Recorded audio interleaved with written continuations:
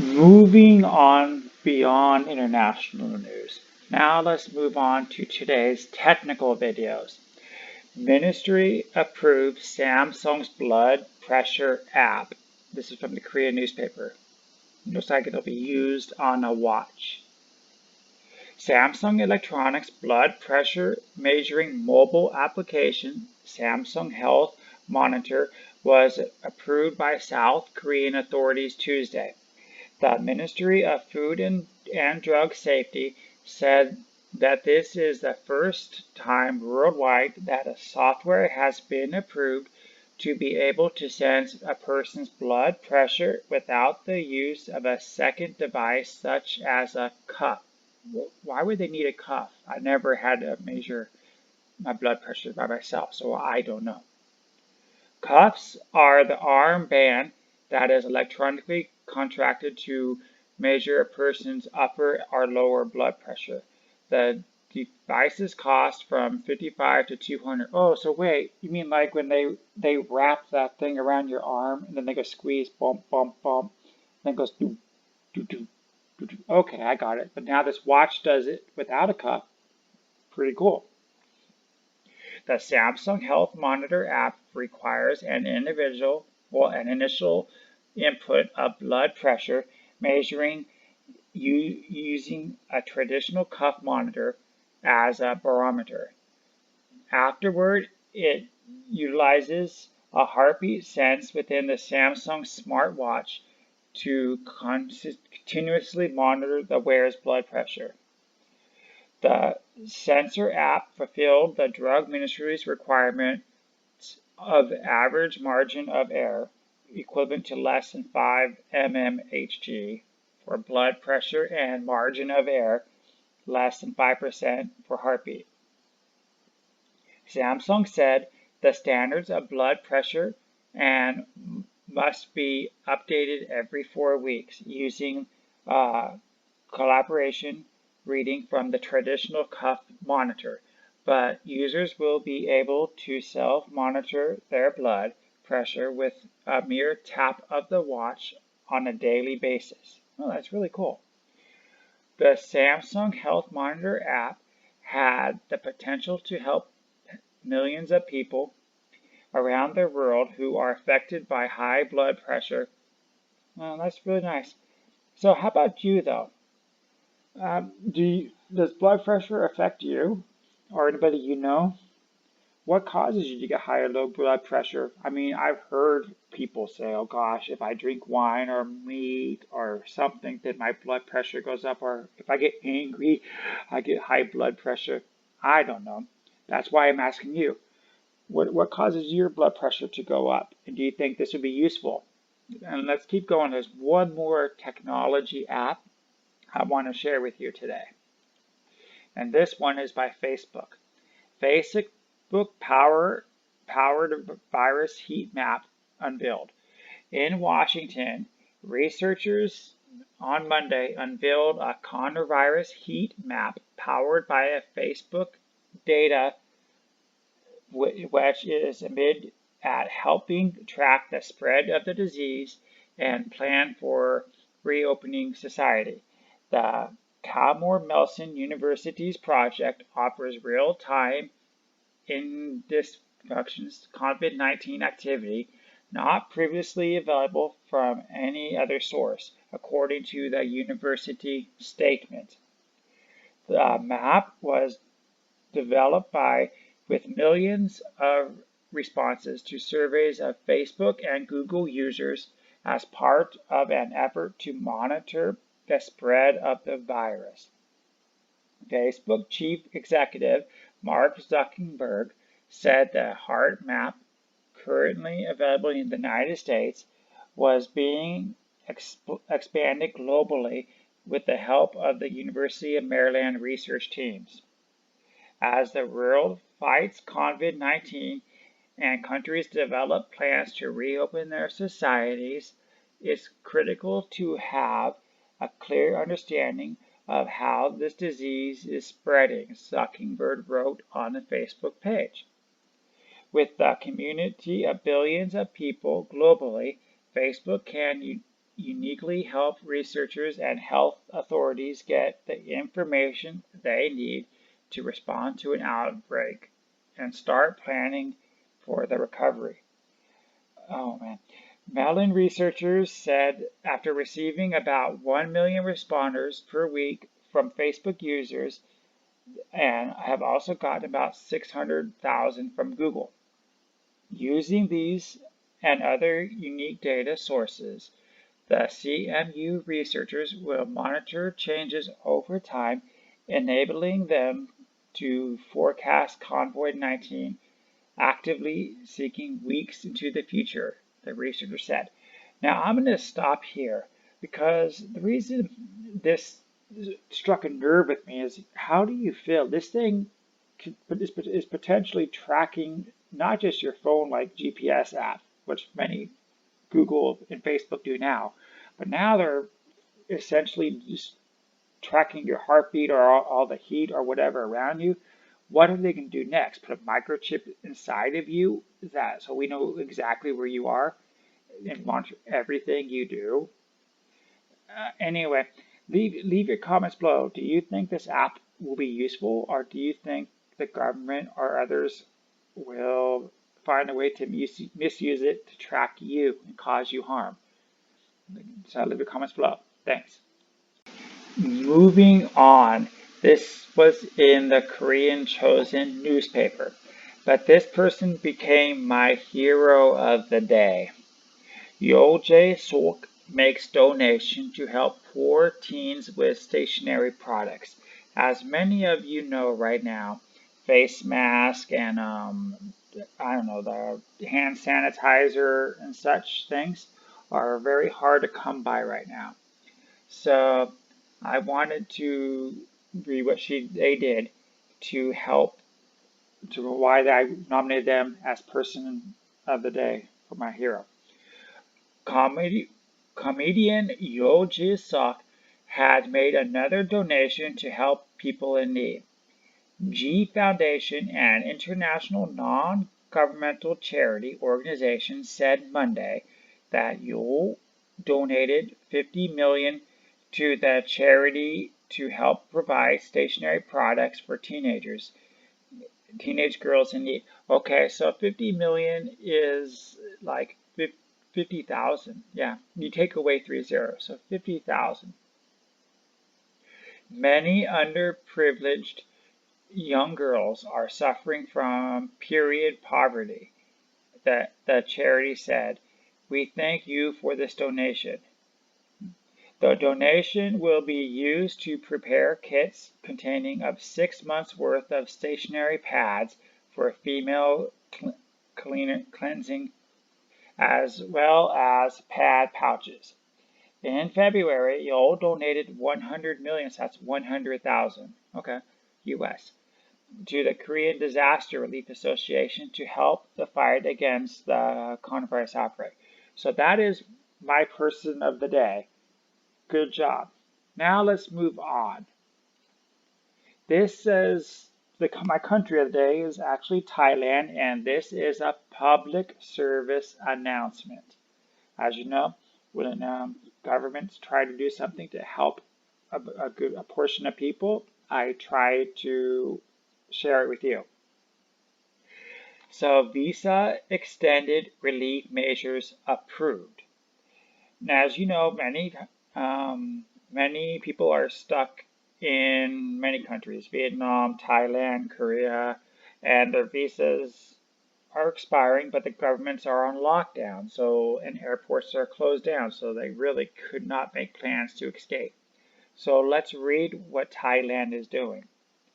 The cabinet approved a second automatic visa extension for foreigners for 3 more months on Tuesday, in a bid to prevent long queues at immigration centers and stem the spread of coronavirus. Foreigners whose visas had expired since March 26th will be permitted to stay until July 31st without having to apply for an extension, the spokesperson of the Thai government said. A similar extension was granted until April 30th to combat the COVID-19 outbreak. Thailand has since late March banned entries to foreigners except diplomats and work permit holders. The cabinet also on Tuesday approved 98.7 billion baht in relief measures to help mitigate the impact of the outbreak, which is driving the country toward recession. The economy could lose more than 40 billion and up to 10 million jobs due to the pandemic. Yeah, there was an article yesterday that the Thai government was going to give every family like 3 months with 5,000 baht each. So that's what they approved. Now we're going to get on to the crime. There's two crime stories today that I want to include in this section. In this case, police in Chibi City have arrested a 37-year-old woman on suspicion of killing her 1-year-old daughter at her home last month. According to the police, Sabraka Kamata stabbed her daughter Yua several times in the chest with a fruit knife at their home in Imigwat at 5:40 p.m. on March 22nd. She then stabbed herself in the neck and stomach. Kamata lives with her mother and grandmother, who were out at the time. When they returned home, Kamata's mother called 110. I guess 110 is like 119 or 911 emergency number, but this is for Japan. Yua was pronounced dead at the hospital with her mother while her mother survived.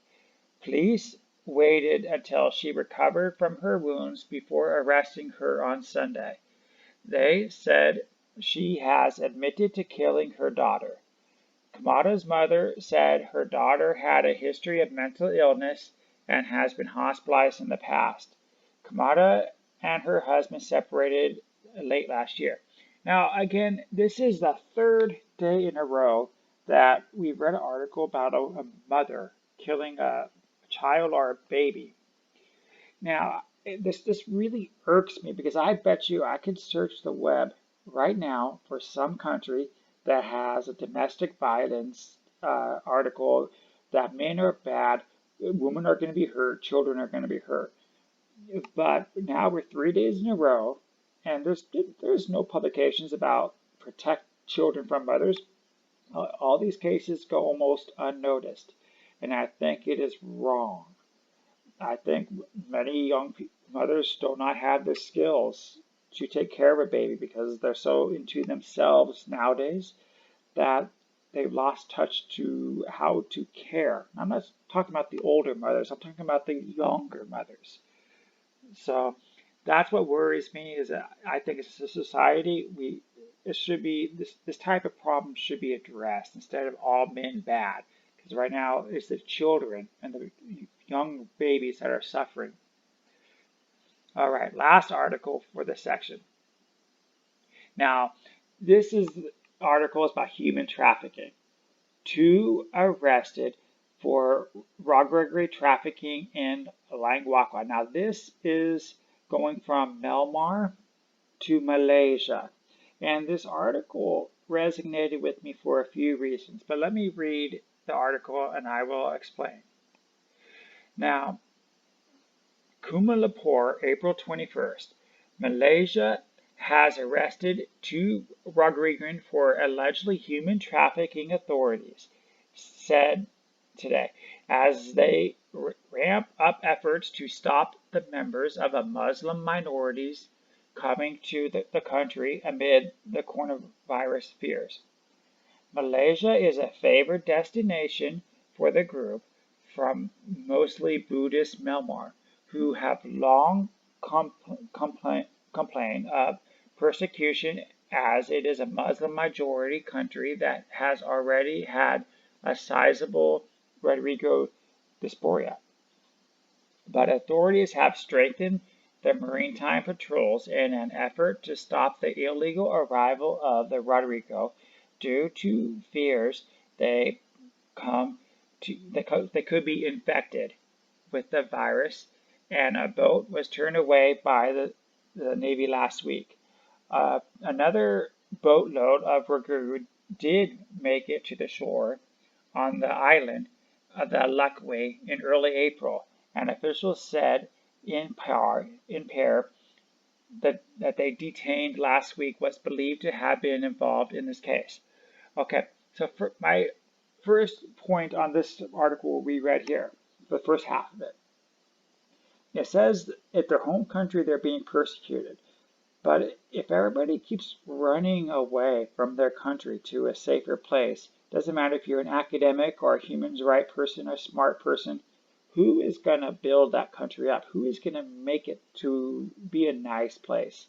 If you're always running away, who is staying behind to build it? So that's why I disapprove of how sometimes these countries become very bad, but that's because these people don't take responsibility and build their country themselves. But that's not why I wanted to point this article out only. In another incident earlier this month, the 60 Rodriguez died on a crammed boat stranded in the Bay of Benja for 2 months, which survivors said they had been turned away from the Thailand and Malaysia. The latest arrests were the brothers aged 31 and 34. Authorities seized a notebook containing information on the money collected from the human smugglers' business and related to the April 5th arrival of the 202 Muslims in Lucknow, said. Now, the director with the Malaysian Maritime Enforcement Agency, each migrant paid 15,000 ringgit. So remember, we just had, what did they say, 202? So 202 times 3,004 US dollars. This is why I wanted to point this out. It doesn't matter if you're in America, if you're in Italy, if you're in UK, wherever you are, Greece. These human traffickers just make all this money, and then this person walks into your country and says, I am poor, give me food, give me shelter, give me health care. But where did they get, first off, the money, like this case, the 3,400? Where did they get that big money from? And if they have that kind of money, why should we help them? They basically are buying a drug. So, right, if I go out and I give $3,400 to a drug dealer, and I take the drug, or I lose the drug, I go to jail either way. So why are we showing mercy to people who are paying criminals? So that was the second reason I wanted to point this article out today, and I am glad that the government is enforcing their borders more securely. But what should we do with these illegals? I personally think we should stop all welfare and just deport them. If they paid to come here illegally, then why are we going to give them benefits? They don't need it. Where did they get that money? Most likely they did something illegal. Because for example, most Americans cannot afford what they live paycheck to paycheck. So where do they get that high money amount to pay a human trafficker? And so leave your comments below about what you think of how we can handle these human traffickers and how we should handle these migrants who pay them. I would be interested to know.